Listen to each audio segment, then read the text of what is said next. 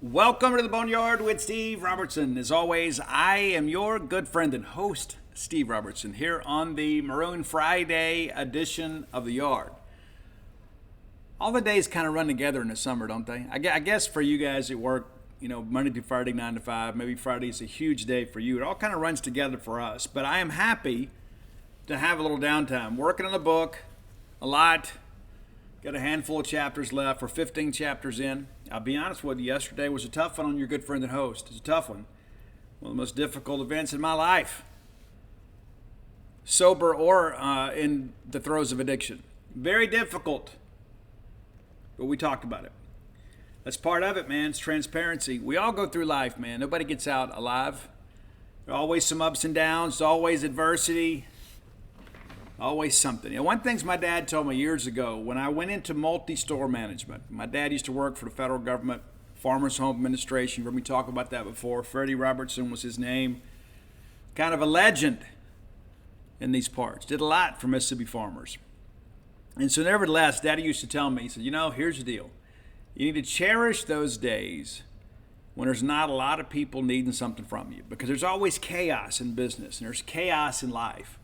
When you have those days, when you don't have a lot going on, they're few and far between. You need to learn to appreciate them. And so I have reached that point in my life several years ago that when there's not a lot going on, you got to be grateful. So I'm grateful. We don't have any camps to cover. We don't have any ball games to cover. So today is going to kind of be a recap show. We're going to look back at some recruiting stuff. We're going to talk about some baseball stuff. Pretty cool top 10 list too. We'll get into that.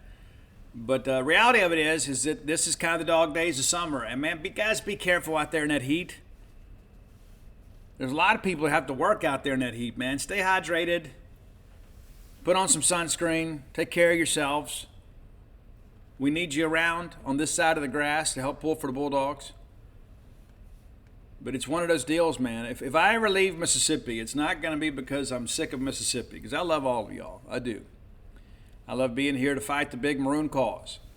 But if I ever leave Mississippi, it's going to be because of these summers, man. The older I get, the more it seems to impact me. Get out there and work in the yard for a couple of hours, and it seems like by 7 o'clock, I'm ready to go to bed. It's tough. I'm getting old, man. I am. I'm getting old. People message me and say, Steve, you're still a young man. I don't feel it most days. But I'm happy. I tell you that. I'm happy as a lark. I hope you guys are too. I hope you got a lot in life to be happy about. Today is June 30th. That is the last day of our promotion at genespage.com. 50% off of an annual subscription. Now, we run some promos from time to time, but 50% off, that's outstanding. That gets you all the way through the calendar year. That gets you right up until the dog days of summer of 2024. So if you hadn't taken advantage of that, today's the last day to do it. Be sure and go do that. It's been an incredible month for us.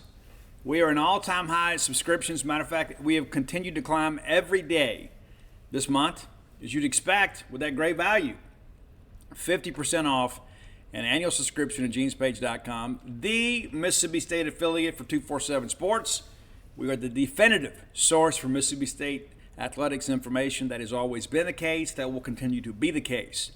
No matter what comes in the future, genespage.com of 247 Sports. The big dog, no doubt. Speaking of big dog stuff, Bulldog Burger Company, a great place to do business, a great place to work, a great place to recreate. You can go by and have an adult beverage, have a night out with friends. They have a full-service bar over in Tupelo at times. We have live music. We got the tap takeovers. We got all kind of cool stuff, but here's the deal. It all starts with food, man. There's so many places out there kind of competing for your dining dollar. And there's some places, I'll be honest with you, that I go and I'm like, you know what, this is not a do-over. That's not the case at Bulldog Burger Company. I probably ate there 200 times since they opened. And that's not an exaggeration. I eat there a lot.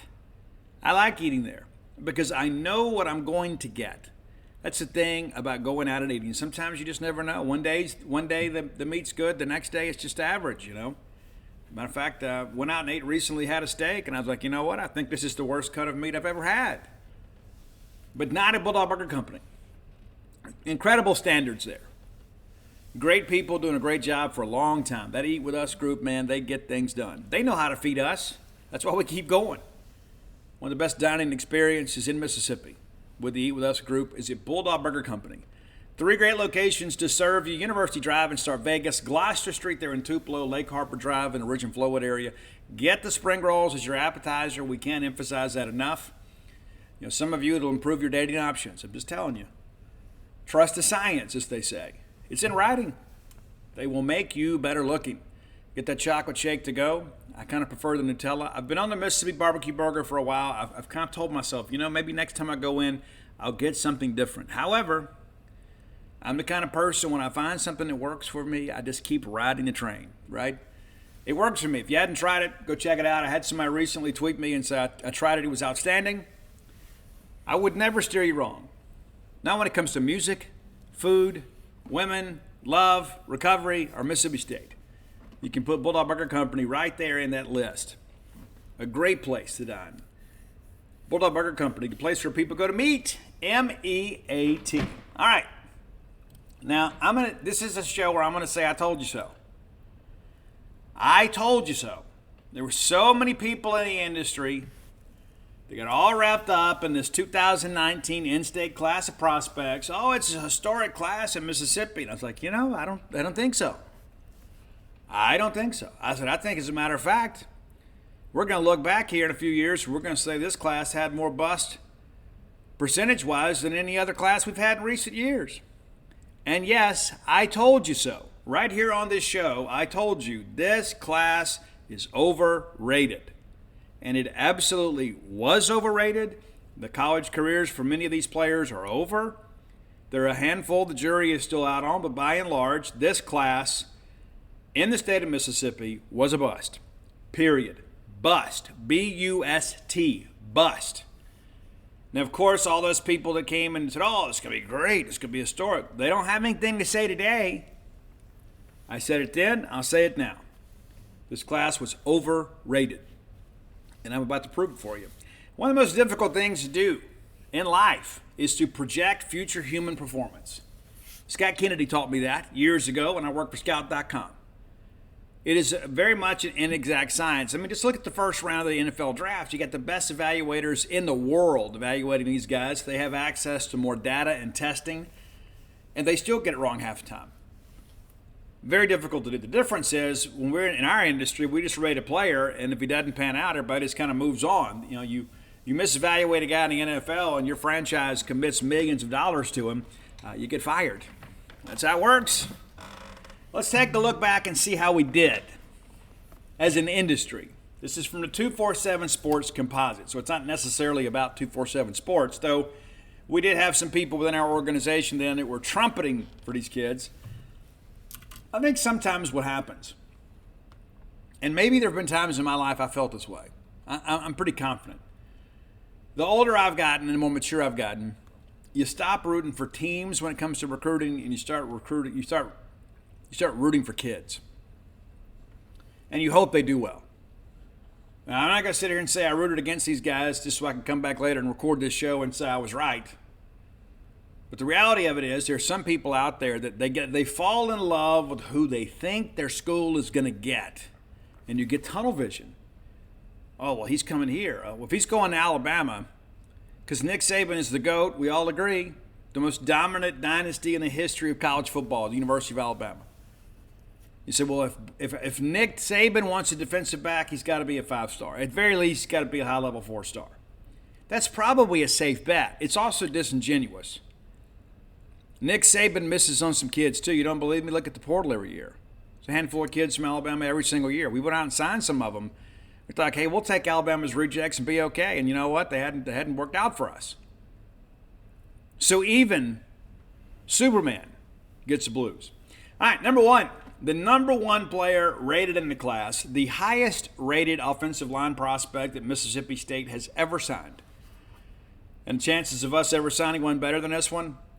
Slim and none, because he was rated a composite 99. He'd have to be 100.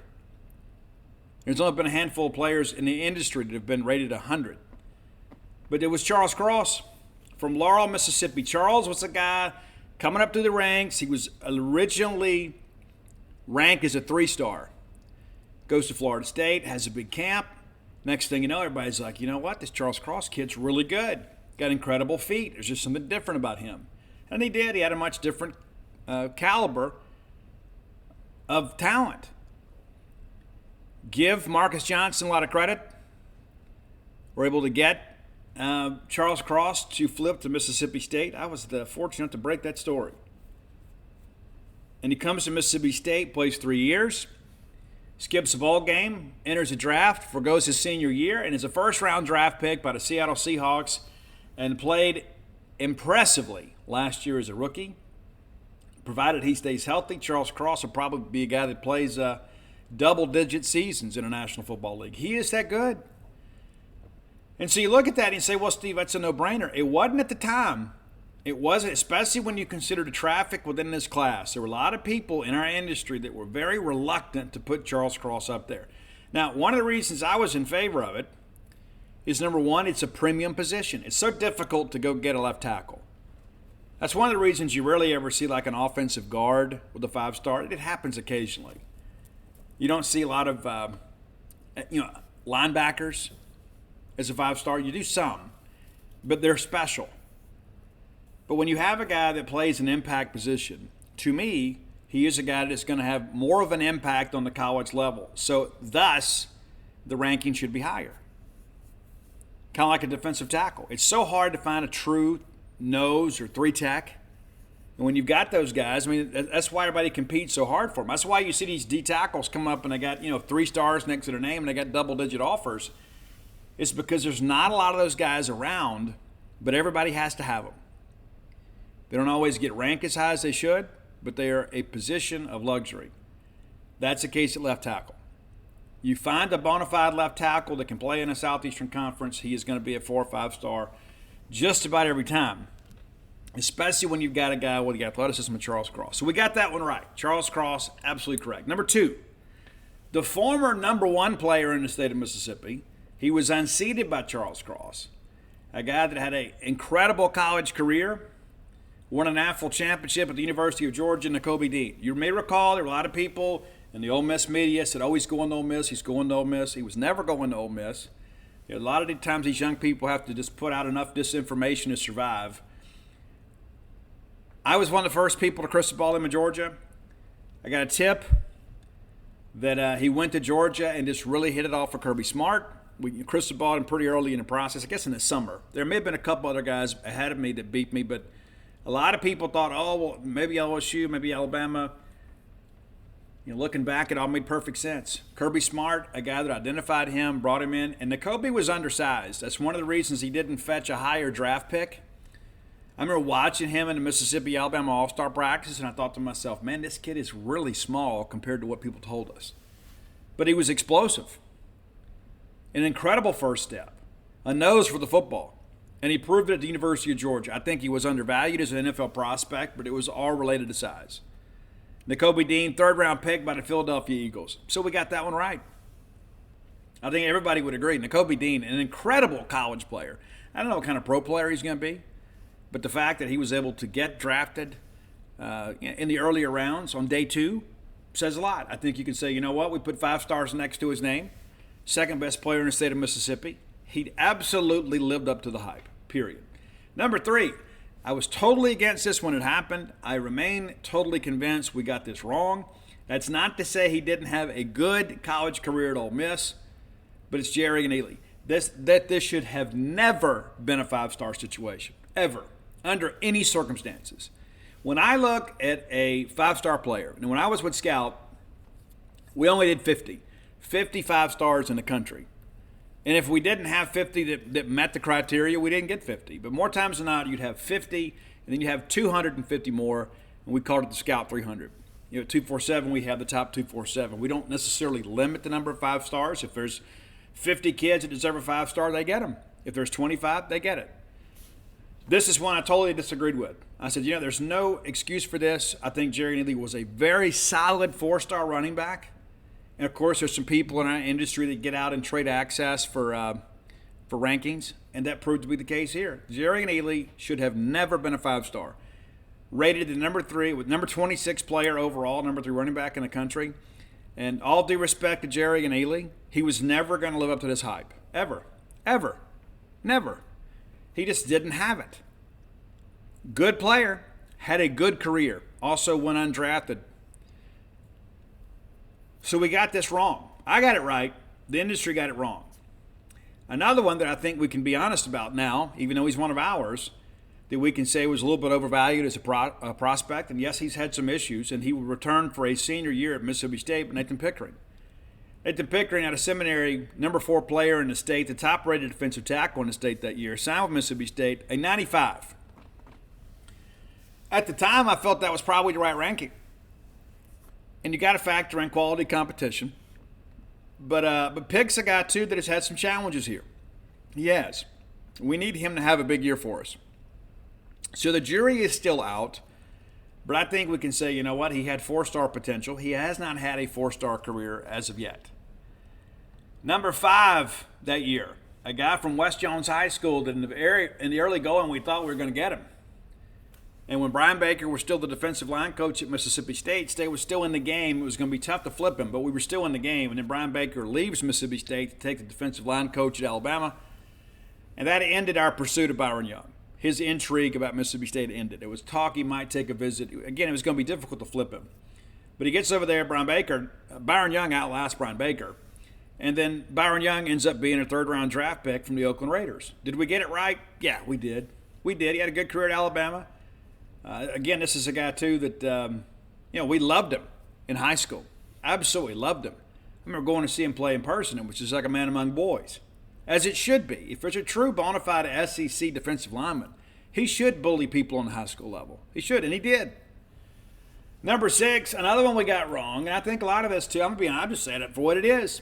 I think there's some people that were affiliated with the Auburn situation that were their opinions of prospects were valued too greatly.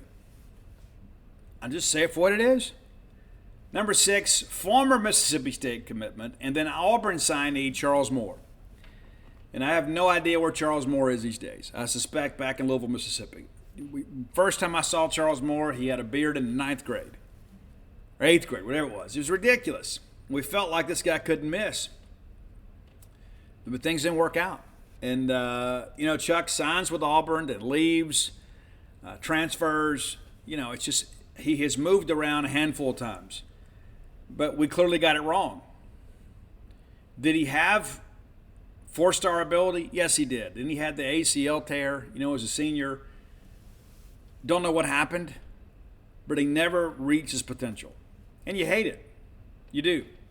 Charles Moore is a different cat, don't get me wrong. But clearly, looking back in hindsight, did he have 4-star potential? Yes. Did he have a 4-star career? Absolutely not. That said, the guy that ranked just behind him also signed with Auburn. I think Charles Moore had better potential than him. And that's Jaron Handy from Hattiesburg High School. So many people tried to push him on me over and over and over again. I said, you know what? I just don't buy it. I don't think he's a 4-star player. You're like, but Steve, you're just saying this because he's not going to Mississippi State. No, I'm not. I watched him on film. I thought this guy is a surefire Division I prospect. I thought he was a borderline Power 5 guy. And everybody's like, oh, you're crazy. Well, guess what? Guess where he is today? Do you know? Because I do. Maybe you do. Maybe you don't. Jaron Handy left Auburn, transferred to Indiana, got kicked off the team there, and now he is at Charlotte, UNC Charlotte. Didn't play last year. He'll play his final year of college football this year. Wish him the best. I do. Absolutely wish him the best. But ultimately, he ends up where I thought he should have been all along, at a G5 program. Maybe it's just me, but that's how I felt. Number 7 in the state, not a chance. I said it then, I'll say it now. Should not have been a 4-star. Should have been a mid-level 3-star, and probably should have gone somewhere like Southern Miss or Memphis, because ultimately that's where he ended up. And he has done next to nothing on the college level. And you say it, and it's like you hate to be so critical of kids, but here's the thing. Life's tough. Get a helmet. When you go play Power 5 football, you're going to be evaluated. You're going to be judged for it. And a lot of people can't handle that scrutiny. But Jaron Handy, again at Charlotte, with the 49ers, wish him the best. Hope he has a great career, a good year, and maybe has a chance to make some money. But should he have been the number 7 player in the state of Mississippi? Absolutely not. Number 8, another guy that everybody was so fired up about, oh, we had to have this kid, had to get him. We thought we had a good chance at him. We didn't. He commits to Alabama. Ole Miss thought they should have had him. He enters the transfer portal after leaving Alabama. We're talking Brandon Turnage here from Lafayette. Everybody said, oh, he's going to go to Ole Miss. That deal's done. He's going to go to Ole Miss. Well, he didn't. He went to Tennessee. And was a reserve and part-time starter last year. Started about half the games. He actually was an SEC Defensive Player of the Week one week. Had a really good year. He'll be back, and hopefully Brandon Turnage has a big year. You know, the jury's still out on him, I guess, in some respects, but he hasn't done much. You got to think 3 years into this career, and he's with his second team, but he's still not a starter, not a full-time starter. Maybe he will be this year at corner. Had a chance to play some there last year, and again, wish Brandon the best. He is a great young man, great. But his college career has not lived up to his recruitment or his ranking. Again, he was the number 8 player in the state of Mississippi that year. Number 9, you want to talk about bust? Here we go. Dennis Jackson from Summerall, Mississippi. Rated a 94, the 9th best player in the state of Mississippi. I said back then I didn't think he was a 4-star. I thought he was a marginal 4-star, probably a high-level 3-star. My knock on Dennis is he had an aversion to contact. Like you watch him, and that's the thing too. You got at some point in the Southeastern Conference, you're going to have to cross the face of the safety. And even in high school, Dennis sometimes, kind of took the easier, softer way. Let's just run out of bounds, or we'll just dive down. He just wasn't a guy that did much, and he's a bust, man. Went to Ole Miss, had a couple touchdown catches back in 2021, and this absolutely didn't work out for him. But I think we can just kind of be honest about this, just kind of call it for what it is. 19 receptions in 3 years at Ole Miss. 19. And if you knew the links they went to get him, I think they would gladly say they did not get the return on their investment they were hoping for. He is transferred to Missouri, so again, hope the best for Dennis. I assume he's still up there. But Dennis is at Missouri and was expected to play this year, so maybe things work out for him. But again, another guy that we all chased. He committed to us. We knew he wasn't going to stick. Joe Moorhead did a good job kind of getting him caught up in the moment, and then he ends up going to Ole Miss, and Ole Miss people kind of beat their chests about it. We're wide receiver U. And he goes to wide receiver U, and wide receiver U was able to generate 19 receptions out of him in 3 years. Number 10, another guy that maybe hadn't reached his potential yet, but there's maybe some outlying circumstances here with him. I think if we're kind of being fair about this, DeMonte Russell. We got him out of Provine. We beat Ole Miss for him. And he actually has 2 years of eligibility left because he had the injury. And then that's, of course, he'll get a medical red shirt. Remember they had the bad car accident with he and J.P. Purvis and had to sit out the year. It was a very scary situation. But we do expect him to make some plays for this year, and we need it. We need him to come alive this year. And, of course, he misses the 1 year, then kind of battles back and starts getting healthy. It's just taking him a while to get back in the SEC playing shape. But, was he a 4-star recruit? Yes. Has he had a 4-star career? He has not. Still time with 2 years left to play, but we'll see. Number 11, a guy that, we thought he was a bit of a tweener. Mississippi State worked exceptionally hard to get their call, and he picks Auburn. Give Coach Woodson some credit over there and his affiliates down on the Mississippi Gulf Coast. But Derek Hall was the guy that were like, is he a linebacker? Does he have the foot speed to play backer? He doesn't have the length to play defensive end. Well, he just goes to Auburn and becomes their best player. Ends up being a second-round draft pick by the Seattle Seahawks. Did we get it right? I'd say we probably undervalued him some. This is a guy, too, again, he's a bit of a tweener. And so a lot of times tweeners probably shouldn't be in the top 5, but he should have been considered a top 10 prospect. Especially in hindsight, when you look at some of the guys ahead of him that have done nothing in college. But Derek Hall, an outstanding career at Auburn, wish him the best. Wish he'd been a Bulldog, but it is what it is. Number 12, it's Radar Jones. And this is a guy, too, that had a ton of hype.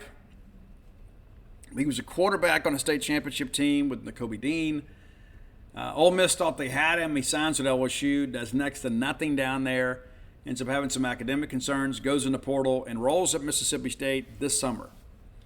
So he signed with us, or quote, signed with us, but it wasn't actually official until after the spring. And he's got to take care of business. Does he have athletic ability? He absolutely does. But he has done nothing on the college level. Next to nothing. And so, yeah, I think at this point you got to say Radar Jones was a bust. A 4-star player, 92, and you never know. You know, guys making a position change, whatever. You never know how things are going to go on, what's going on in a young man's life. He has a second chance now to get it right. He's here at Mississippi State, working through your offseason workouts right now. All right, number 13, former Bulldog and a guy that was in the middle of some controversy. It's Jarian Jones, who was the subject of a tampering investigation that involved Ole Miss that led to them being sanctioned by the Southeastern Conference. Jarian came in, and a lot of people called him and Martin Emerson, thing one and thing two. Martin Emerson, of course, now in the National Football League. Jarian has had a solid career at Florida State, mainly as a reserve. Last year he had 19 tackles and 1 interception, had 4 pass deflections, his best year as a college player in many respects. But he hadn't been what many people thought he would be. And remember, he was committed to Oklahoma, then came to Mississippi State and helped us put a class together, and then kind of succumbed to the temptations of the other side. And in the end, it was Ole Miss that got thrown out of the Garden of Eden rather than Jarian Jones. But Jarian had a COVID year in 2020. I don't know what his plans are long term, but it's water on the bridge for us. But he was the 13th player in the state that year. Is that accurate? Probably. I mean, I think when you look at it, you can see, was he a top 15 player? Absolutely. Has he had a top 15 career? That's probably debatable. But he is with a Power 5 team, and he is on a 2 deep. And so you look at that and say, we probably got that right. I mean, we had too many 4-stars in the state of Mississippi that year. Jarian was a 91 and considered a 4-star. Now, the guy that I think really has made a lot of people look silly is KJ Jefferson. I loved KJ's game in high school. I love it now. I think KJ is a star in this league. Of course, he was banged up last year, went to Arkansas. They built a program around him. Number 14 player in the state, ranked number 5 in the country as a quarterback, a 90 rating. He's had a great career. And he's in Arkansas is going to go as far as he carries them this year, which I don't think is going to be very far because I don't think he has a strong enough supporting cast around him. Did we get it right? No, we didn't. Even though KJ is a 4-star, KJ should have been a top 10 player. But, of course, we had to make sure all those Miss guys are up there, too. All right, number 15, Brandon Cunningham, a guy that came to Mississippi State, got in some trouble. You remember he had the big video after the Armed Forces Bowl and was supposed to be disciplined for that. He refused to accept the discipline, elected to go get in the transfer portal. Nobody picked him up. He ends up going to Mississippi Gulf Coast Community College. Sadly, was involved in an accident where one of his teammates died. He and two other teammates were in a one-vehicle accident, and Brandon got a little bit banged up. And to be honest with you, I don't know what happened to Brandon after Gulf Coast. I don't even know if he finished. But what a horrific situation to be a young person and be involved in a car accident and to see one of your friends and passengers die. Brandon wasn't driving, but the reality of it is that that's a very traumatic experience. So, Brandon, wherever you are these days, I wish you the best. Number 16, Deontay Prince, a guy that probably was rated a little bit too low. He's had a really good career at Ole Miss. He went to Ole Miss, left, went to Northwestern, back to Ole Miss, and has been one of the better cover guys in the conference. We had him ranked 16th in the country and a high-level 3-star. I think you could make an argument here that it was probably a little bit light. Prince probably deserved a high ranking. And I think when you look at his career, I think you can argue that, hey, this was a good get for Ole Miss, and it's a guy that has contributed in a great way at Ole Miss. And again, probably a little bit undervalued. Number 17, John Rice Plumlee. And it seems like forever and a day ago he was playing quarterback against us in the Egg Bowl. And remember Matt Corral was his backup? Remember that? It's nuts to think about how it all played out, right? John Rice, a very solid young man, ultra competitive, known a lot of people in his family for years and years. His dad, Kenny, was good friends with a neighbor of mine, so they'd spend some time in our neighborhood. So I'm rooting for John Rice. I am. And, of course, he had the big year at Central Florida last year. And, we'll see how things go. But I think he needed to play in a scheme. And if had they stuck at Ole Miss and ran the Rodriguez scheme, Plumlee was the good fit. But Corral was a better fit in Lane Kiffin's offense. And so that happens in business and in life. So it's not a criticism of John Rice Plumlee. We had him as a 3-star, and I was in favor of that. There were people within the network that had him when he was committed to Georgia as a 4-star. After watching him in person, I told everybody this is wrong. This is wrong. He's not a 4-star quarterback. He's not. And even to this day, I'd say he wasn't a 4-star quarterback.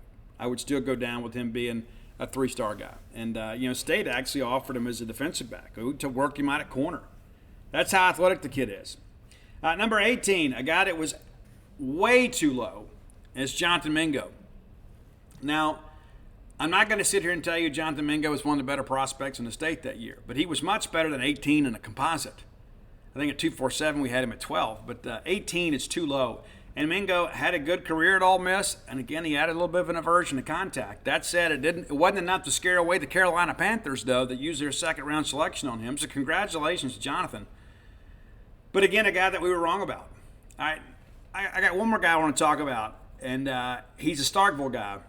This is a guy that I thought we should have taken, and we didn't. It's Jaleel Clements. Really, really, really, really tough kid. Went to Memphis, played as a true freshman. Played in every game for them as a true freshman. The next year, they play him again. Then he redshirts and then transfers to Southern Miss. And worked mainly as a reserve last year. But I'm really hoping Jaleel has a big year this year. A couple of high points here. A guy that I always told you guys I thought was a marginal prospect was Jamon Gordon. Watched him play against Starkville High School. I don't think he made a tackle the entire night. He was completely disinterested in playing football. He was 22 in the state that year. Of course, he goes to junior college and gets overvalued a little bit. Hadn't done a whole bunch. Jordan Jernigan, Keziah Pruitt, Jalen Jordan, Zach Edwards, they round out the top 25. And beyond them is J.P. Purvis, Jack Harris. The one that we absolutely missed on as a network. Absolutely blew it. Everybody around the country. It's Snoop Connor. They went to Ole Miss. Most people had him as a 2-star. He comes in as an 86 composite, the 29th player in the state of Mississippi. And he was easily Ole Miss's best running back. When he got down to the goal line, when Snoop and Jerry were in there, who'd they give it to? Snoop. You can say what you want to about Snoop Connor. That kid could play. Absolutely could play.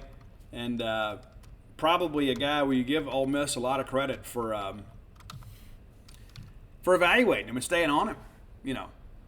Now with the Jacksonville Jaguars, 5th-round pick from the Jags. So congratulations to Snoop. But clearly, again, a guy that people in the industry just kind of slept on a little bit. And now here he is as a pro football player. But again, you run the numbers here. Most of these guys ultimately transferred.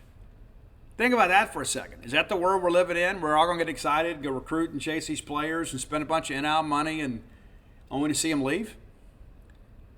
But most of these guys, very pedestrian college football careers, most of them.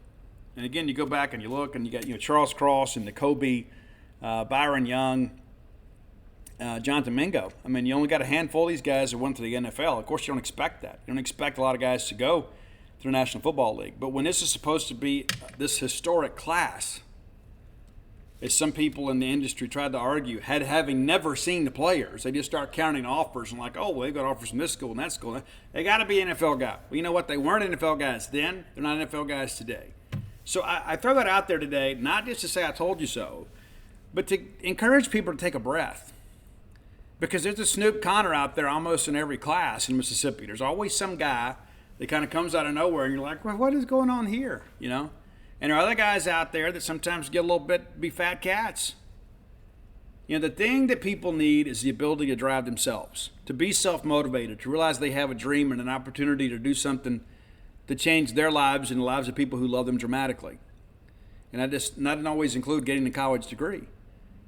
NFL millions are out there, not for everybody. And every kid that goes and signs a Division I scholarship thinks, my next stop is the NFL. Well, at some point, we all get cut. But I'm going to tell you this. This is one of the worst years of evaluating prospects in the state of Mississippi in the history of our industry. There were so many of these guys that were overvalued. And people would, well, Steve, they signed with this school and that school. That should mean nothing. It should mean absolutely nothing. If that's the case, let's just let the fans vote. right? I mean, let's just do that.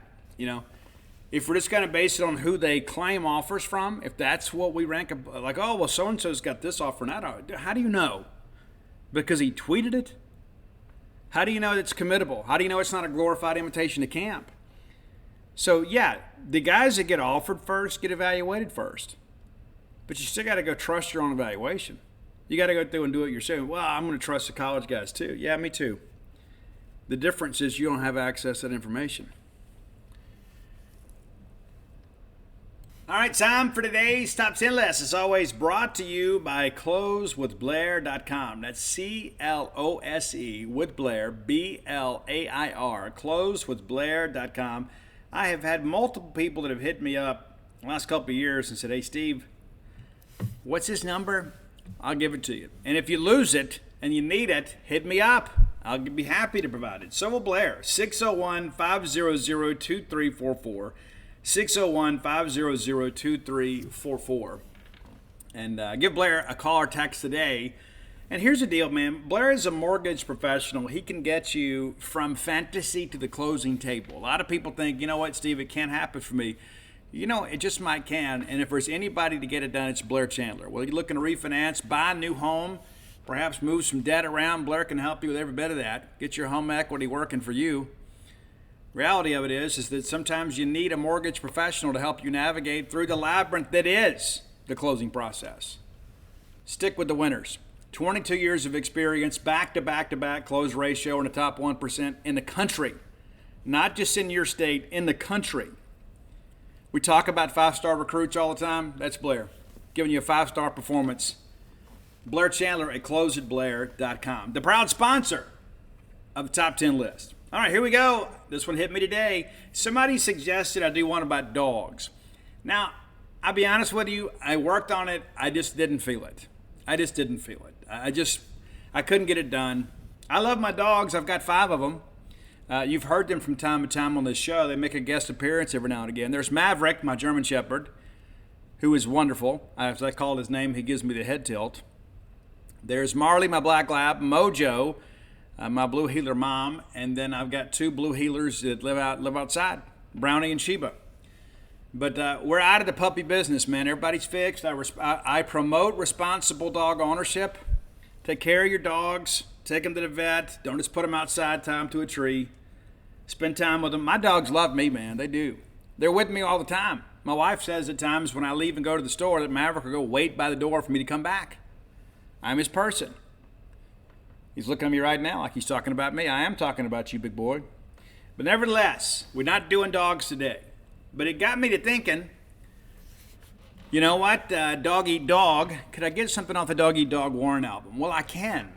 And I thought, well, what's a good motif for us? So you guys, some of our most successful list in the history of the top 10 list, in the 3+ years we've been doing the top 10 list, you guys love power ballads. And you know what? We loved them back in the day too. We did. A lot of times John Bon Jovi could tell a girl what we couldn't. So we'd rip him off. Or we'd make a mixtape. We'd give it to some girl. This is exactly how I feel. That's what we did. Maybe it's different today. I know that I hear a good song. I share it with my wife all the time. Here you go. Listen to this. It reminds me of us. And I tell you, she shared one with me, and I went out and got the lyrics tattooed on my chest because I'm no sucker. I'm no punk.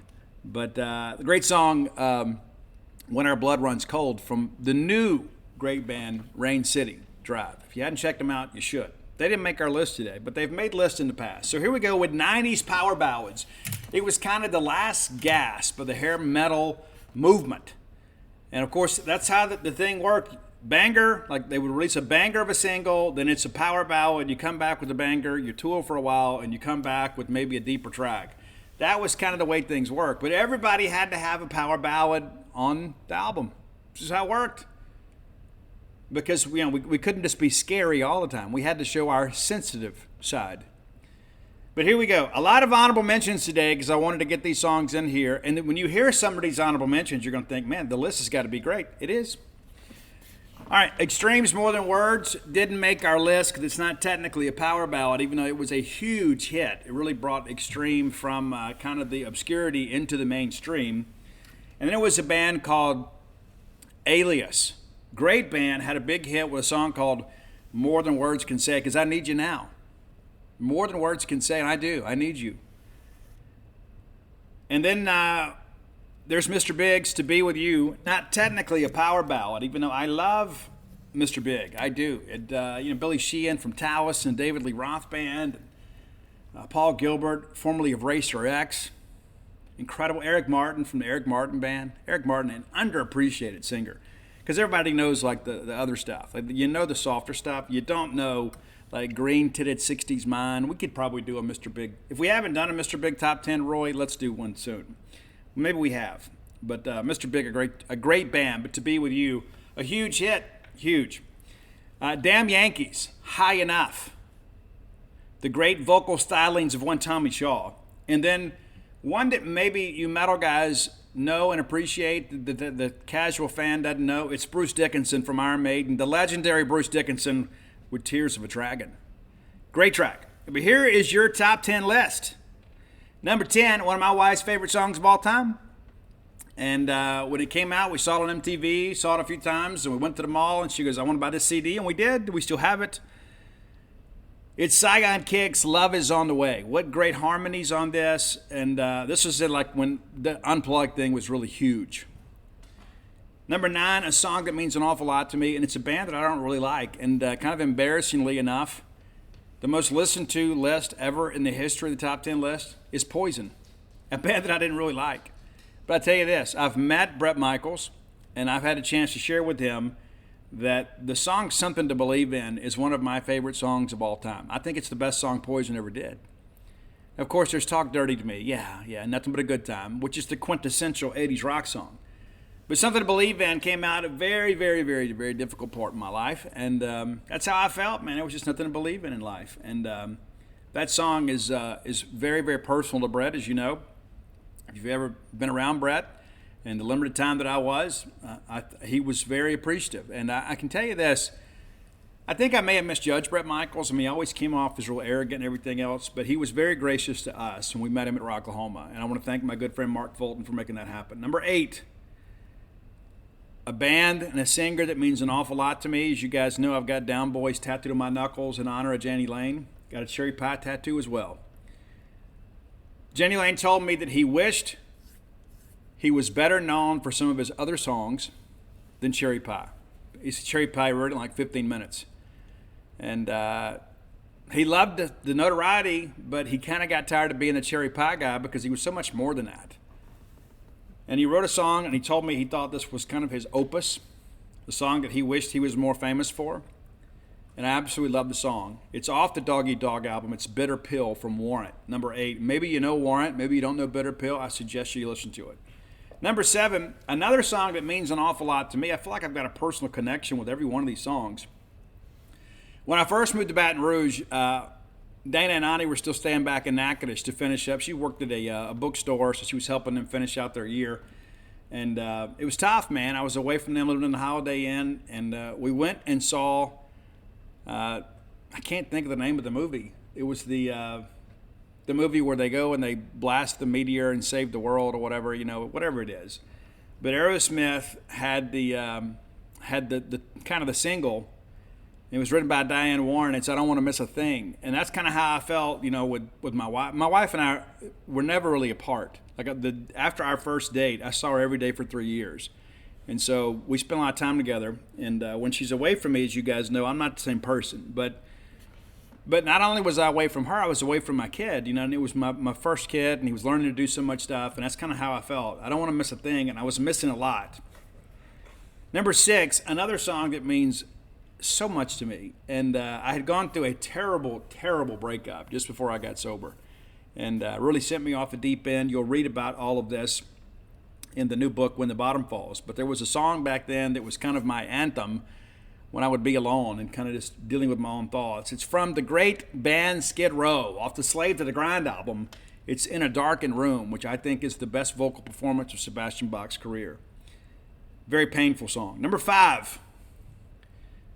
It's always good when we're talking metal, we can work Ozzy into the show. And so here we are. Number 5, Mama, I'm Coming Home, a song that he wrote, about Sharon Osbourne. Seems to me you could have been a better friend to me. It was very honest, very transparent, emotional song for Ozzy. It was a huge hit. Number 4, another song. And a matter of fact, when Dana was away in New Mexico, I got CJ Snare from the great band Firehouse to do a cameo video for her, and told him my story, and he sang part of the song to her. And the very first time that I ever looked into her eyes and told her I loved her, we were ironically coming through the car wash at International Paper in Natchez, Mississippi. She'd given me the tour, and I said, you know what? This is a song can say the things that I can't. And as soon as the song was over, I told her I loved her for the very first time. And so it's always meant a lot to us. Firehouse is a big band. Like every couple has like a band or two, like, oh, this is our thing. You know, Firehouse is one of those things that's kind of been enduring. I hope to go see them next month. It depends on what her work schedule is. But they're playing over in Philadelphia with Bret Michaels. Not that I really care about seeing a lot of Bret Michaels stuff, but I'd love to be able there and go see the guys in Firehouse. I'm a lifetime member of the Firehouse fan club, just so you know. Joined them back in the early 90s. Still got my laminate around here somewhere. Lifetime member. Number 3, one of the most beautiful songs I think that have been written in my generation. We've talked about this on the show before. I love Queensryche. I absolutely love Queensryche. I wish they could have worked it out and stuck together. I think Tyler Torr's doing a good job. I think the more recent album is the best album since Jeff Tate left the band. But it's Silent Lucidity. And it's a song about explaining what dreams are to a child. Like a child has a nightmare, and it seems so real to them. They come run in your room, oh, this is happening, and you have to explain to them the beauty and majesty of dreams. And it's amazing. It is a beautiful song. The composition is incredible, and there's a reason that it was so incredibly successful as a single. And many of us gathered in Jackson, Mississippi one night, and we got a chance to see the Operation Mindcrime / Empire tour, and they sang this song live. And it was one of those things, too, to hear musicians of that caliber at the peak of their career singing what, in many respects, the defining song of their career. It was a moment that I'll never forget. Number 3, Silent Lucidity from Queensryche. Number 2, and a lot of people think, well, Metallica was so anti-metal stuff, they didn't want to follow the trends, but they did. They did. And a lot of you Metallica nerds out there, maybe you're too proud to admit it. I love Metallica too. I just don't think it's a religious experience like some of you do. But Metallica, nothing else matters. People made this their wedding song. You know, trust I seek and I find in you. Every day for us, something new.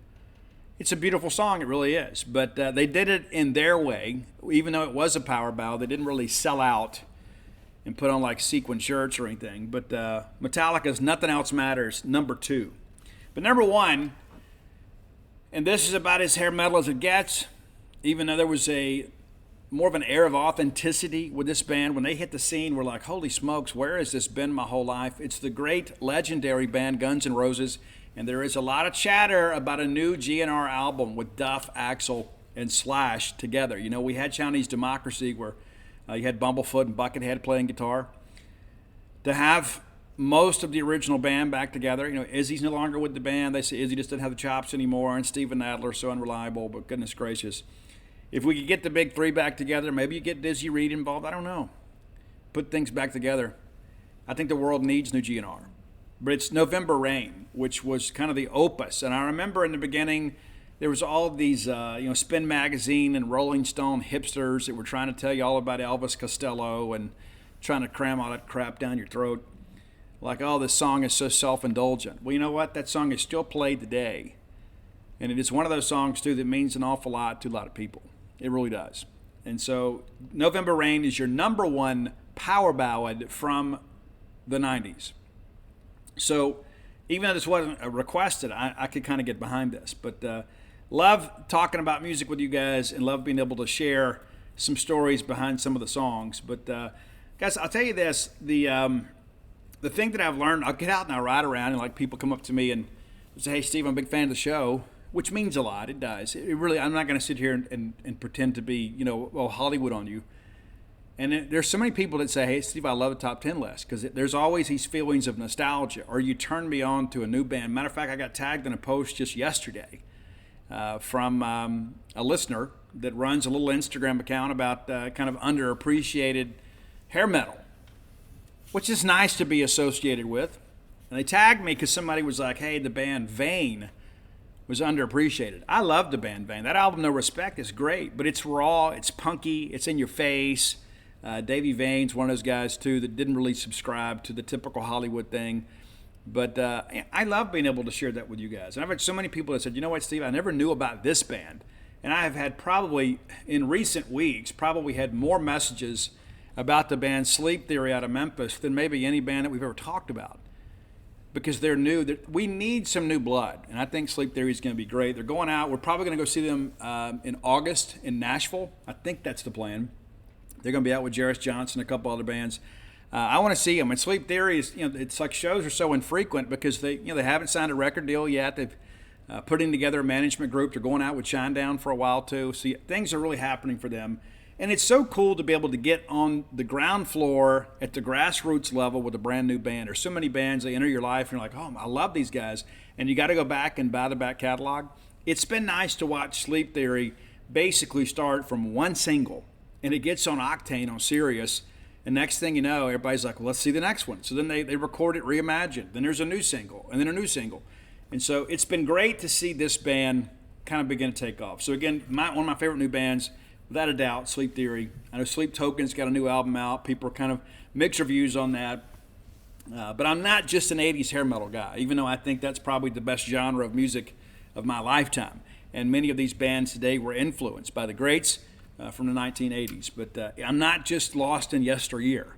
I mean, like David Coverdale sang, hang on the promises and the songs of yesterday, and here I go again. But the reality of it is like I remember Ani and I went to shows, and he's like, these modern rock bands are cool, but when you go see Whitesnake or Guns N' Roses or Motley Crue, it's a circus, man. It is really a show. Like going to see Alice Cooper. I mean, even if you don't know the songs, the show itself is so remarkable. You leave there wanting more. And there are other times I go watch some new band that's coming up, and I think, man, these guys are going to be great. And they walk out there like they just got off an 8-hour shift at Subway and plug in a guitar and just start playing, and you're just waiting for them to play the single so you can leave. It's just not like that. There was a lot of theatrics with 80s music. For what? And I lived through all this stuff, too. There's so many people today, it's like, oh, I love this and love that. And there's so much revisionist history. We could get into the 90s scene if we wanted to, but the reality of it is love what you love. There's so many songs out there in my life that, and writing this book, that's one of the things that I've done is gone back and listened to a lot of music I was listening to back then, and then as a result, it kind of unlocks some memories that maybe I've repressed a little bit. And I don't mean that in a negative way, but you know how it is. It's like when you start thinking, it's like, oh yeah, this happened and that happened. Music is the greatest time machine in the world. So thanks so much for your support of the Top 10 list. And thanks as always to our buddy Roy Samante. It's my friend and your friend because he puts these lists together for you for free. You can find him on Spotify under the handle Dogmatic67, DAWGMATIC 67. And you know what? Maybe if you don't do Spotify, maybe you just want to see the list, follow Roy on Twitter, also under the same handle of Dogmatic67. I'm on all forms of social media at Scout Steve R. I suspect I always will be. Kind of branded in that respect. But again, as always, thanks for your support of the Top 10 list. All right, next segment of the show, as always, brought to you by Campus Bookmart, a Starkvillian institution. Campus Bookmart serving a great fan base for a long, long time. A lot of people are pretenders to the throne, but nobody has a better selection of Mississippi State merchandise than the fine folks at Campus Bookmart. Go by and see their smiling faces the next time you're in town. Neatly positioned on the backside of campus. You can swing through there, pick up your Mississippi State merch, take you right on the campus. Next thing you know, you're at one of Mississippi State's historic sporting venues. If you can't make it to town, visit them on the World Wide Web, courtesy of Al Gore's Internet, at campusbookmart.net. And by being a loyal Boneyard listener, we'll give you a phrase that pays. That's BSR, which stands for Beautiful Steve Robertson. That gets you free shipping on all orders over $75. Any order less than $75, absolutely incomplete. Again, that's campusbookmart.net, promo code BSR. All right. Been a lot of rumors this week that Houston High School offensive lineman William Eccles was going to announce his decision on Saturday. We haven't heard official confirmation from him one way or the other. That said, the chatter behind the scenes has been kind of at a fever pitch with him at the middle. He's taken official visits to Arkansas and Missouri. There's a lot of discussion about Auburn being involved with him. Some people want him as a defensive lineman. Some people want him as an offensive guard. I think he's talented enough to play on either side of the football. And I think Mississippi State will take him either way. No matter what you want to do, well, hey, we'll sign you as a guard, whatever. If you get here and you want to play the tackle, we can move you. And we've got precedent to support that. Jacarius Clayton was a guy that played some as a defensive end, played a little bit as an attached tight end at Tupelo, and initially we talked about him being a defensive lineman. And he goes, you know what? I don't want to play on the offensive line. I want to play defensive line. And we said, okay, fine. If that's what you want to do, we value you enough as a prospect, so you come on in and play defensive line. And he is. And we expect big things from him. And I give him a lot of credit. I think he was a good defensive line prospect, probably a great tackle prospect. But at the end of the day, if your heart is not in it, you're not going to excel at it. It doesn't matter who you are or where you're from. And if that's what he wants to play, that's what he should play. I think Eccles is kind of like trying to figure this thing out. And so, been a lot of chatter that he was going to commit to Mississippi State. I've heard some things in the background that says, you know what, Ole Miss is not going quietly. Ole Miss is trying to get him to commit to them and or delay the announcement. And here's the thing, too. If he's not exactly sure what he wants to do, there's no reason he has to decide today or tomorrow or next week or July 4th or whatever. Nothing's final until signing day anyway. And I do believe no matter what he elects to do, if he does announce his decision tomorrow, that this recruiting process is going to move forward. I don't think it's going to be a situation where everybody's going to be like, I think I'm done with this kid. He's very talented. Very talented. Probably one of the more underappreciated players in the state of Mississippi.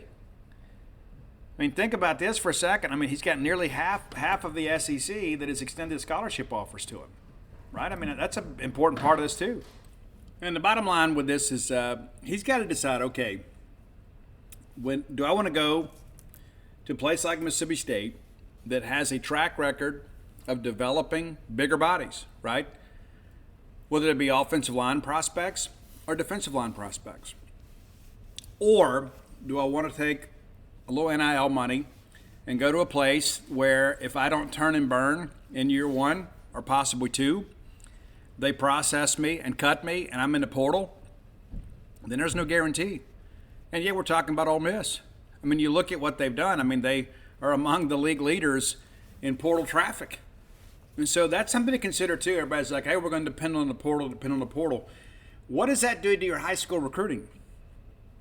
When you get a guy in and, immediately he's thinking, okay, well, if I don't turn and burn this year, I'm gone. Hey, a little urgency never hurt anybody. But I think it's also one of those deals where you look at and you begin to ask yourself, what's better for you long term? What's better? You know, if I go in there and perhaps I have a little difficulty picking up the scheme, I could be gone in a year.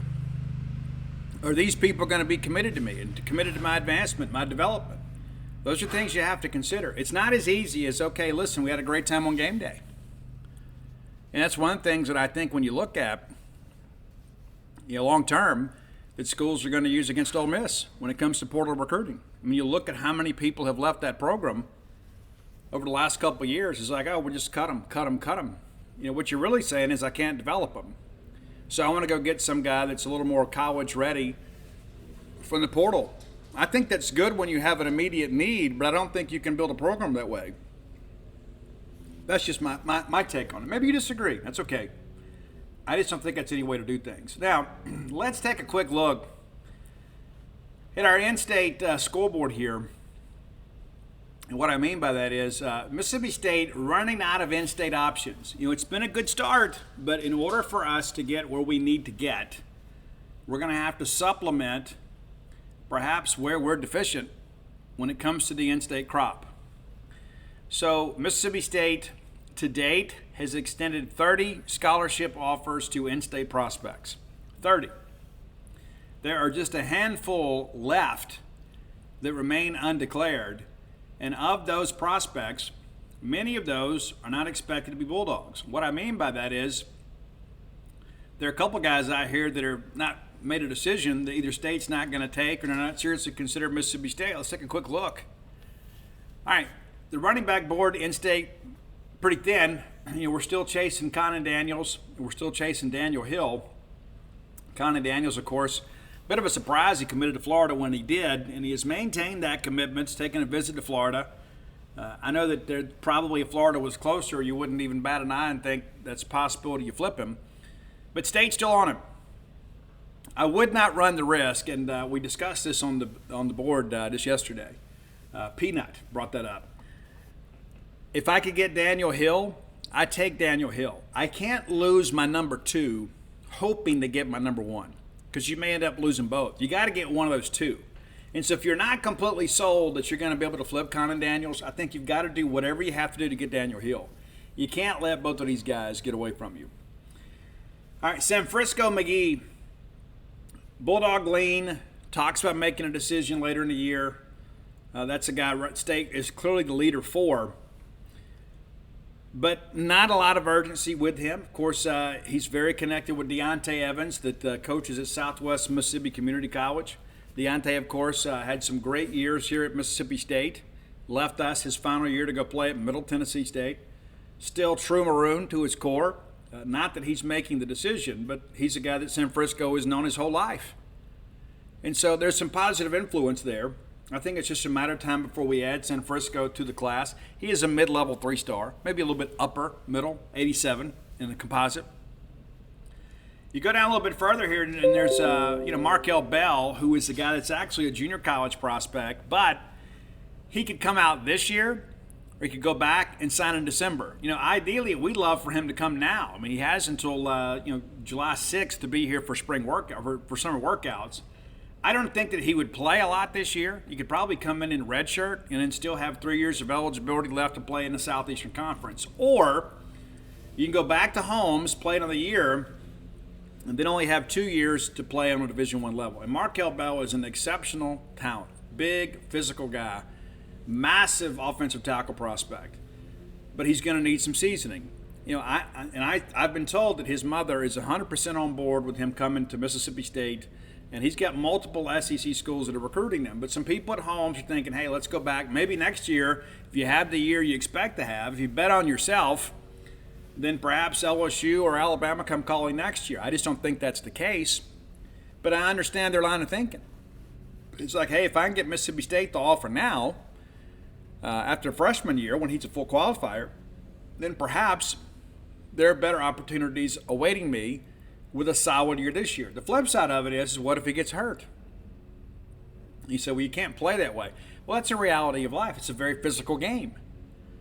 So what if Markel Bell goes back to Holmes Community College and gets injured? Then all of a sudden those SEC options that he covets don't materialize. That's part of the gamble with betting on yourself. It's not just about your talent and your work ethic. There's some luck involved too. You got to stay healthy. However, if you sign with Mississippi State or somewhere else and you enroll this summer, then you have the benefit of their medical staff, and then at least you're here and part of the program, right? And so you get banged up here in practice, well, their medical people will take care of you, and at least you'll be here. So when you are healthy and ready to return to form, you're already with this program. That's the decision he has to make. Now, the latest information we have is that he plans to return to Holmes this fall. That doesn't mean Mississippi State's given up by any stretch of imagination, but he is a guy that could be a 2023 guy and be in practice at Mississippi State 6 weeks from now, if he chose.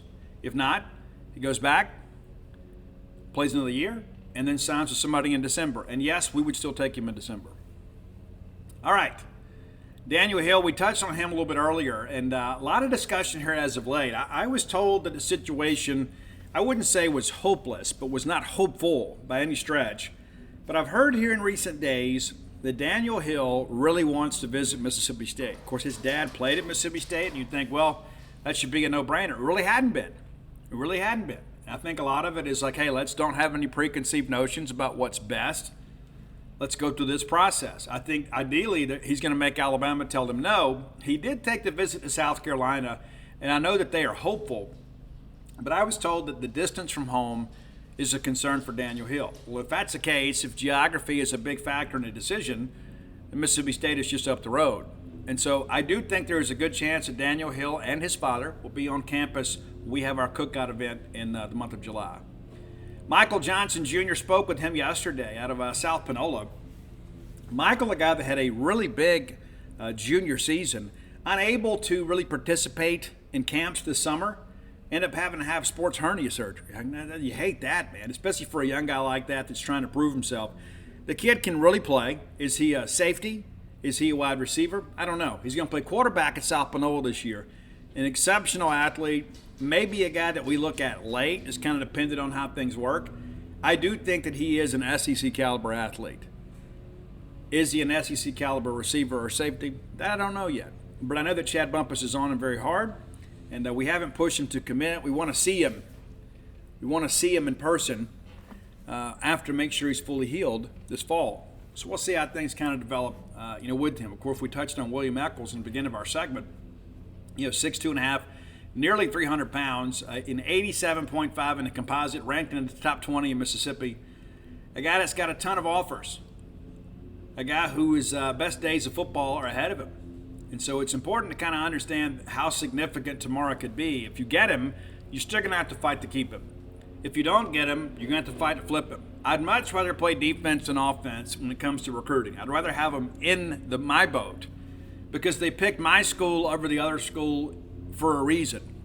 There's a lot of that chatter out there, especially on the Ole Miss side. It's like, we don't really want early commitments. Yes, you do. Yes, you do. And if that's the philosophy, I think you're going to be disappointed come signing day. But William Eccles is a guy that I think there are several schools that would take right now because guys his size don't typically move the way he does. Not especially rated high, but very coveted by SEC programs. All right, then there's Kamari and Franklin. State's never really been a factor with them. We got him on campus, but one time he was considered a top player in the state. I like him a lot, and I've shared that on the show before. You got to get better playing the run, but he is an elite pass rusher. He is a guy, too, that I think the best football is ahead of him. If he stays in state, it'll be Ole Miss. But a lot of people have shared that they believe that he ultimately will head out of state, and maybe that's the case. But I know that Kamari Franklin is a guy that can really play, and he is a guy that has a lot of potential. And I know Tennessee was on him really hard, so we'll see how things go. Miami was another school. He's taken multiple trips down to South Beach.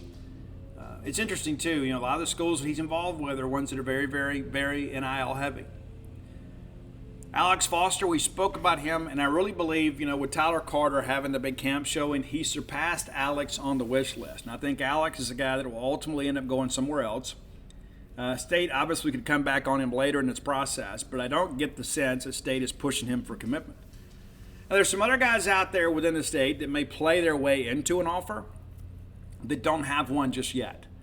But of the guys that State has offered in state, that's who has yet to declare. So we're only talking about a handful of names. That's an important thing to kind of understand too. So as a result, we're going to have to go fill our needs out of state by and large. And again, there are some guys that will play their way in, and we'll talk about that on another show. I like what we've done, but in order for us to stay in the top 20 and certainly in the top 25, we're going to have to go get some guys from out of the state that are exceptional football players. Where does that come from? Maybe that comes from Alabama. We've had some success over there. Maybe it comes from Louisiana.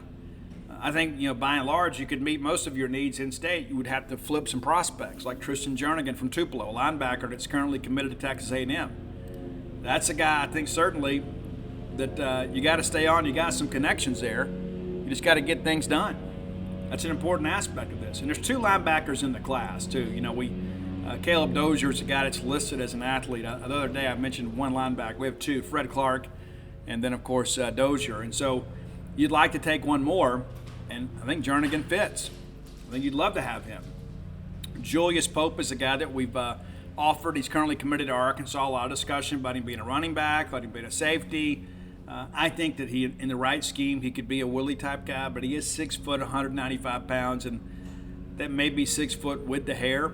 But he is a very physical football player and plays with Michael Johnson. That could be a very formidable duo in the backfield for South Panola this year. A team that hadn't won a state championship since 2014. Can you believe that? We've almost got a decade without South Panola. It seemed like every year that was the rub, right? Every single year you expected South Panola to win. This hadn't been the case in recent years. But that's your in-state kind of recruiting update here. I think it's one of those deals, too, where you start looking through this and you start thinking, okay, we've done great, but where do we go from here? And that's the big question I think Mississippi State's got to figure out. Of course, we've unearthed some diamonds in the rough over in Alabama. Caleb Dozier's a guy that I think is much better than his offer sheet indicates. And then, of course, there's Jay Lindsey that when we took him, everybody was kind of scratching their head, and all of a sudden Alabama offers him, and you're thinking, wait a minute here. I really want to keep him now, right?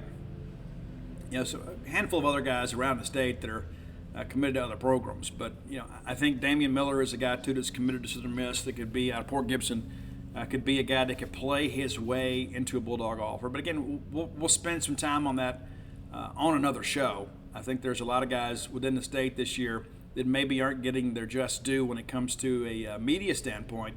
It's a very, very, very deep year in Mississippi. I don't know that we have the headliners that maybe we're having in 19, but this is a year where you could have as many as 50 plus players sign a Division I scholarship. Chris Jones is a guy at Hartfield Academy, maybe a little bit undersized for us, but I tell you what, that kid committed to Southern Miss. I think that's going to be a kid in 3 years. Everybody's going to look back and say, hey, why didn't State and Ole Miss take that kid? I think he is going to be that caliber of player. But again, there is value in the top 15, and there's value in the next 15. And that's where I think State has got to really make our hay. We got to do a good job with those guys on the back end of this. Reminder, too, if you hadn't done so, go to dogpilethebook.com, and you can get most of my sports books there. That's Dogpile, Alpha Dogs, and Flim Flam. Stark Villains is completely sold out. You'll have to find it from a store. And Warehouse is completely depleted. Alpha Dogs will be the next to go. I think there's less than 30 copies left. So if you hadn't bought that, you need to make a move. And soon we'll have a pre-sale page for When the Bottom Falls. And interest in this book has been very rewarding. I'm very grateful for so many people that have provided so much encouragement. People in recovery and people that love somebody in recovery, or people that love people that are suffering with addiction. And my hope is this book can kind of give some insight into what it's like to live with addiction and the things that perhaps you can do, to help someone that you love that may be impacted by addiction. Of course, Bloomsville Leander available through Amazon.com, BarnesandNoble.com, BooksAMillion.com, and in great bookstores all around the state of Mississippi. Once it's gone, though. I did not renew that one, and it's the only book I've ever self-published, contrary to popular belief. But so pretty soon, 2 of the 5 books, well, I guess technically 3 of the 5 books will not be available for purchase. They'll go out of print. And again, we'll do a short run, maybe of Villains and Alpha Dogs in the future. But that's it. Once they're gone, for the most part, they're gone. So there's no guarantee. To ensure that you get one, you need to make a move sooner rather than later. Let's talk a little baseball, too. Hearing that Mississippi State is closing in on a third base commitment. People are like, Steve, what about the name? Well, to be honest with you, I don't want to jinx it. Because I know what's going to happen. As soon as I mention a name, like 50 people are going to go out there and follow the kid on social media. And, I just don't want to be a situation where, we violate the confidential nature of our sources. So when we hear things, we want to share as much information as we can. But it does appear that State is closing in on third baseman. Of course, with Slade Alford leaving, going to Georgia, then we've got it's wide open. So whoever we sign out of the portal shows up day one expected to take over in the starting lineup. And so you're looking for a guy that can defend, and you're looking for a guy that's got a little power. And that's the thing you begin thinking about. If you get the certain dominoes to fall just right for you, maybe you can trend a little more defensively there. I can tell you this, Dylan Cupp is a guy we do expect to come to school. Dylan Cupp may go down as one of the best defensive shortstops we've ever had at Mississippi State. That's how talented he is. The bat's got to come along a little bit, and it will. He's a very big, physical, athletic guy. He's an alpha dog, too. Everybody I talk to says this is the kind of guy that you build the program around. This is the kind of guy that holds guys accountable when the coaches aren't around. He is the kind of guy that expects to win and wants to win and will do whatever it takes to win. And so I think Dylan Cupp is probably a guy that shows up, starts at short. Mershawn goes to second. Not that he doesn't have the arm or the range to play short. I think it's just a little more natural for him at second. But I'll tell you this, if Cupp is as advertised, because you know what we got with Mershawn, and so good to his right, it's going to be tough. It's going to be tough up the middle of Mississippi State. If I had to fill it out today, based on what we currently have, and assuming we survive the draft here, I think opening day lineup is probably Bryce Chance in left, Connor Hyzak in center, and Dakota Jordan in right, and that's his future Major League Baseball position in my estimation. That kid's got a cannon for an arm. You've seen it.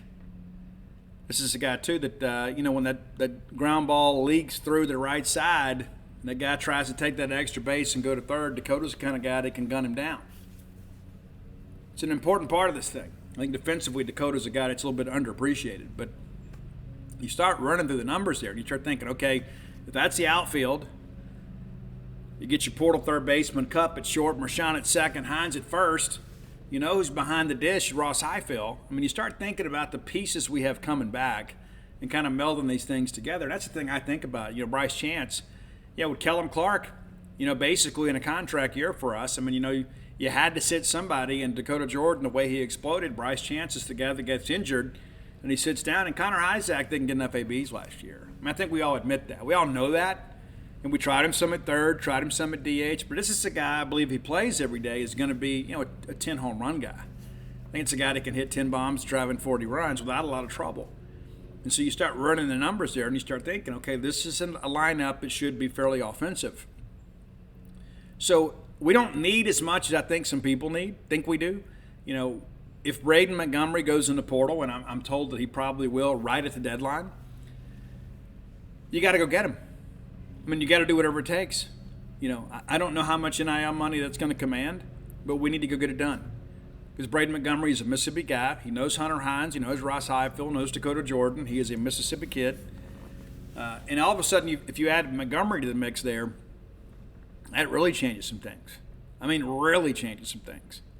That's another 10 home run, 40 to 50 RBI type guy. And if it were me, I'd have him hitting two-hole.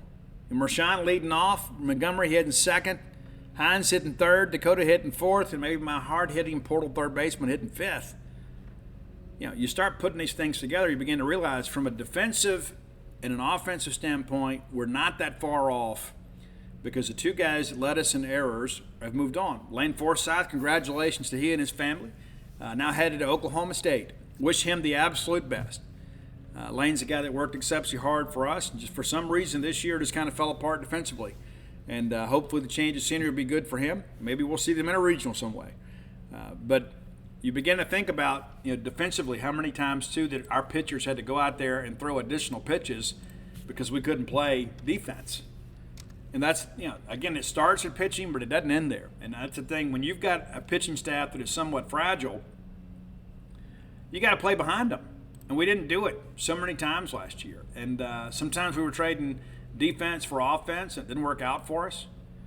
That's a huge part of it. But all of a sudden, if I'm a pitcher, and now all of a sudden I've got a ground ball going to the left side, and I've got a guy that's an elite shortstop defensively in Dylan Cup, and all of a sudden if I just have an average third baseman, all of a sudden my confidence level shoots through the roof. Mississippi State is a team last year made 65 errors. 28 of those are between two players. Dave Mershon had 8. He's a freshman. And a handful of those came at third base, a place that was kind of unfamiliar. Amani had 6. Colt Ledbetter had 4. Overran a couple balls. Dakota Jordan had 4. But, you live with some of that, right? But when you've got two guys that play side by side that are committing double-digit errors, and it is a right-handed dominated league, you got guys pulling the ball to the left side over and over and over again. And you got guys that can't make plays. What do you think it does at a conference in your pitchers? I go out there and roll up a ground ball and I can't get out of it. And then next thing you know, I got to face a left-hander and I got to work through all this and navigate through all this. I end up throwing 10, 15 more pitches. Well, you do that in a couple of innings. Next thing you know, it's a 4-inning stint. It's a 5-inning stint. And how many times last year did we have a chance to get out of a big inning, or what appeared to be a big inning, because we couldn't turn 2? Balls hit to the left side. I mean, I can't count how many times that ground balls hit the slate, and we got a chance for a 5-4-3 double play, and we can't turn it. And other times we wouldn't even take the out at third. I mean, a lot of it becomes mental with kids. It does. And listen, Slate's a guy that's got some talent. It just didn't come together for him here. Maybe it will at Georgia. I don't know. But I know this, that leaky defense kept a very fragile pitching staff on the bump longer than they had to. And so when you begin to think about these things coming together, defensively, us being a better team, just addition by subtraction. And all of a sudden you bring in Cup, who is elite, and just bring in an above average third baseman. All of a sudden, that aspect of the game gets better. And then I think we spend the rest of our time, trying to get arms. And there's new arms going in every day, every single day. Now the guys are back from Omaha. We still got 2 weeks to figure this thing out. There'll be names that'll be going in the portal. There have been some names that have popped up here in the last couple of days within our own league. They're one look at. And let's be honest about this. I mean, there is no Paul Skeens. There's no Waldrop in the portal. There's no Thatcher Hurd in the portal. And Thatcher Hurd was a guy that really struggled at times this year, but really found it at Omaha. And that's a guy that when he left UCLA, people are like, you know what, this kid, his back injury's been an issue for him. He got it figured out. He didn't pitch well against us. But when he got in the postseason, he figured it out. I've got some scouts telling me he could be a first-round draft pick next year. He's the Friday night guy at LSU next year. Speaking of LSU, I don't think they're going to be the factor with Luke Holman that some people think. That's a former Alabama Friday night guy. I think State's right there in the middle of that thing. I don't really know who all we're competing against, but I don't think it's going to be LSU. I don't think that. Of course, they may come back later and up their NIL offer, but I don't think that's the case. Luke's got to get this thing right too. And I've been told he would like to stay in the Southeastern Conference. He's not married to that idea, but he'd like to stay in the conference. Well, we're right down the road. So, Luke, even if you've got a girl you're dating in Tuscaloosa, you know what? 82 is always available to you, right? Jump on 82. She can come see you. You can come see her. No clue. But I would not ever sell the young ladies of Mississippi State short, for sure. Yeah, you want to find a girlfriend, there's plenty of them here. Plenty. Really on every college campus. I would submit to you that Mississippi State women are the best, though. But all that said, we got a lot going on. And, of course, Dakota Jordan, we had the on-again, off-again thing where he goes in the portal, comes back out the next day, and then makes his NIL declaration yesterday. And, that's good. Even though it was already reported that he'd withdrawn from the portal, it's good to see him come out and make the comment, hey, me and my teammates should be ready for next year. I would never give up a chance to wear the M over S. And let me share something, too, about this, because I get so tired of seeing this. Guys, this was not about money. And you say, that's easy for you to say. Well, I'm talking to the principals. It wasn't about money. It wasn't about an NIL deal. It wasn't some cash grab. I don't want Dakota Jordan to be unfairly maligned and people think, oh, well, he just wanted to get more money from us. That's just not true. It's not true. And you know how I know? Because I'm talking to the people that are in charge of those kinds of things. It wasn't the case. But every time that you say something out about Dakota Jordan, our fans will say this about our player as if they're some sort of authority. Oh, it was in his heart and it's money. No, that's just your opinion. And your opinion is wrong. I would tell you if it was an NIL deal. Don't you think it serves our needs better if we came out and said, hey, all these schools chased Dakota Jordan, but the Bulldog Initiative and Charlie Winfield, they were able to navigate through that and keep him home. Wouldn't that be a better deal for us? Right? Wouldn't if this was all some, publicity stunt, wouldn't it be better for us to go out there and say, look at what we did to keep this star player in Starkville? Aren't our needs better served with that narrative?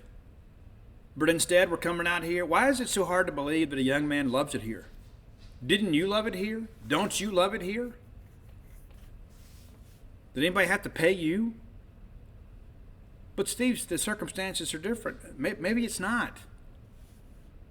I mean, how many people say, you know what, I would never go to Ole Miss. I'd go to Mississippi State. I'd pay to go to State if I'd go to Ole Miss for free. And maybe that's how he feels. Why can't we give this young man credit for making the right decision for the right reasons? Why does it have to be some underlying thing where we're basically besmirching his character? Our own fans. I'm telling you, it's not about money. If it was, I would tell you. I've got no reason to lie to you. It's not my money. Of course, we went out there and raised almost $30,000 for the Bulldog Initiative, but I never told Charlie Winfield how to spend it. I was like, Charlie, here you go. You can decide where you need it. If you need it for women's golf, use it on women's golf. If you need football, use it for football. If you need basketball, whatever. I don't care. I just want to help. But don't you think, as much as we preached NIL, we could use this basically as an advertisement and say, hey, guys, this is why you need to give the Bulldog Initiative. For moments like this, when other schools came calling, trying to poach a player off your roster, the Bulldog Initiative stood in the gap for you, and thanks for your contribution because you were a part of this. Doesn't that sound better? It does. But it's not what happened. Dakota Jordan is at Mississippi State because Dakota Jordan wants to be at Mississippi State. And unlike a lot of college players, Dakota Jordan doesn't need NIL. Dakota Jordan's going to be a multimillionaire in about 13 months. That kid is a stud. So why would he leave his friends, leave his opportunity to play at his dream school for a year and really gain nothing from it than a few bucks? You're like, oh, well, Steve, he's getting, some NIL money, and he deserves it. But my point being is this wasn't some situation where he created some bidding war. Dakota Jordan will play baseball for a long time provided he stays healthy. Why would he be a sucker for the quick reward? Why would he leave Ross Highfield? Why would he leave Hunter Hines and the fans and people that he loves just to go put a few extra dollars in his pocket? And so, but Steve, you don't understand. No, I don't think you understand. There were a lot of people that put that uniform on, and it means more to them than money ever could. You go ask some of the guys that have worn the M over S, guys that have played here, guys that have been a part of some amazing moments. You don't think Jake Mangum, if they said, hey, Jake, you got one more year to play at Mississippi State, you know what, it's going to cost you $25,000, Jake would write the check today? You think that's about money? No. You got players every year whose parents pay for them to play because they want to play at Mississippi State. It's not a full scholarship sport. And it frustrates me that when a guy does the right thing for the right reasons, even our own people can't give him credit for it. It's like, that's one thing I'll give Ole Miss people credit for. I will. I absolutely will. There are some of their people, anything happens, true or untrue. It's always about the power of Ole Miss and the lure of their campus and how great, they always pray, whether they're right or wrong. They take a lot of pride in what they do. I don't know why we always have to find some way to make it negative. It frustrates me. It really does. You don't think that Will Clark and Rafael Palmeiro, you don't think, those guys got scholarship and books. People are like, oh, but Steve, you don't understand. I don't think you do. Those guys came here for an opportunity to play great college baseball and then hopefully parlay that into a professional opportunity. The Dakota Jordan's probably going pro no matter where he goes. He could have probably gone to Alcorn and turned that into a pro career because he is that talented. He could be as one of the more talented guys that's ever played here. I think when he gets in the big leagues, we're going to be like, holy smokes, that guy's one of ours. So glad he was a Bulldog. So let's not undersell the kid. Let's not make it seem like that he did this for the wrong reasons, because he didn't. He didn't. I think it's, and I'm going to keep preaching that because it's true. It's absolutely true. Baseball season will be here before you know it. It's pretty crazy to think about that. Hey, the portal will close on July 13th. First day of second session classes begins on July 6th. Of course, there's a drop ad date there. Then, of course, we got fall enrollment. Before you know it, man, we'll be in fall scrimmages. And some of that will happen during football weekends. And it'll work out where maybe perhaps you can go watch a football game on Saturday, spend the night Saturday night, and go watch the Diamond Dogs play. It'll be fun. Let's all be a part of that. And again, we got to support all of our teams. Listen, we all have our favorites. We do. But when you begin to think about what's happening with Chris Jans on men's basketball, what's happening with Sam Purcell on the women's side of things, we've got a lot to be excited about. So why do we have to kind of insert some negativity when we've had a really good year outside of baseball, and now we're starting to get some good news? We get Dakota Jordan back and Hunter Hines back. You go out and get Justin Parker from South Carolina. It's not like we went and got a former SEC coach. We went and got a sitting SEC coach. And just be patient with the portal. You'll have some names soon. Just kind of sit in there, chill. The 13th isn't the deadline. That's the last day to go in. But guys can wait and commit all the way up to fall enrollment. Of course, we'd like to have them in sooner rather than later. Like them have them announced and then enroll for second session summer school and, work with our guys and get excited. That would be, the best case scenario. But the reality of it is it doesn't always work out the way we want it to. I'm just encouraging you to be patient, trusting your coaches. All right, that's going to do it for today. Thanks so much for your support of the Boneyard. And again, as always, come join us over at genespage.com, the Mississippi State affiliate for 247 Sports. You guys have a great weekend. It's hot. Be careful. Drink plenty of non-alcoholic water. Get hydrated. Don't overdo it out here trying to celebrate too much. And the next thing you know, you turn a holiday weekend into a crisis. I mean, how many times do you see it? You go to the beach and somebody's sitting there sipping on a cold one all day long and they get dehydrated. So make sure you're cutting some of that beer with some water. Your body needs hydration. But enjoy your family this weekend. I'm going to enjoy mine, what's here. That's the thing about life sometimes is the older you get, the more scattered the kids become. And we're planning a big trip together and celebrate our granddaughter's birthday. We've got everybody coming in. It's going to be a great time. But the reality of it is that we only live a finite time in life, and we need to make sure that the people that we love know that we love them. Until next time, let's all live our lives in a way we make more friends than enemies, and people can see a difference in the way we live.